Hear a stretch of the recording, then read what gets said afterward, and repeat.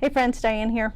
Next, Mr. Keller points us to a very important, disturbing influence that they must be freed from: the torment of parasites and insects. These pests make it impossible for the sheep to rest, so the shepherd must come to their rescue.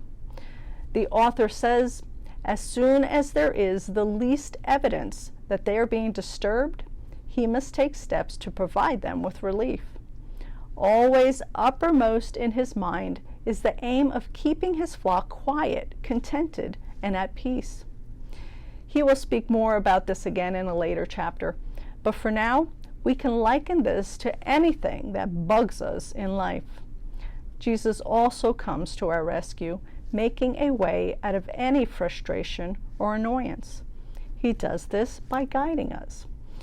For instance, I've been having computer glitches lately, and when I really get frustrated with it all, I remember that I'm not alone. I turn to my Good Shepherd, and he gives me insight on how to work around the issues. The pests of life are irritating, so we must learn to go to the soothing oil of God for relief so that we can rest once again. Lastly, Mr. Keller talks about how they are not able to rest when the sheep are hungry. To this he says, a hungry, ill-fed sheep is ever on its feet, on the move, searching for another scanty mouthful of forage to try and satisfy his gnawing hunger. He likens this to our hunger for righteousness. After we become born again, we are righteous with God, yet our outward appearance needs to catch up.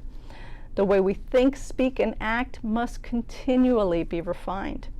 Just like it is the shepherd who produces the green pastures for the sheep to feed on, it is our Good Shepherd who regularly cleanses us so that our outside actions can match our inner state. I love how Mr. Keller describes this act, how he works to clear the life of rocks of stony unbelief, how he tries to tear out the root of bitterness. He attempts to break up the heart, proud human heart that is set like sun-dried clay. He then sows the seed of his own precious word, which, if given half a chance to grow, will produce rich crops of contentment and peace. He waters this with the dews and rain of his own presence by the Holy Spirit. He tends and cares and cultivates the life, longing to see it become rich and green and productive. This is what our Good Shepherd labors to do in our lives once we are his. Yet sadly, too many believers never sense this abundant life he desires to give us.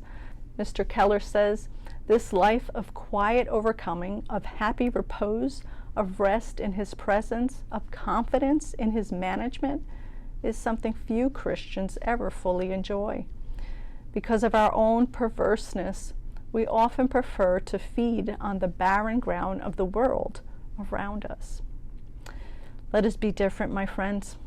Let us learn to lean on the Holy Spirit more and more, so that we only and always feed on his green pastures of righteousness.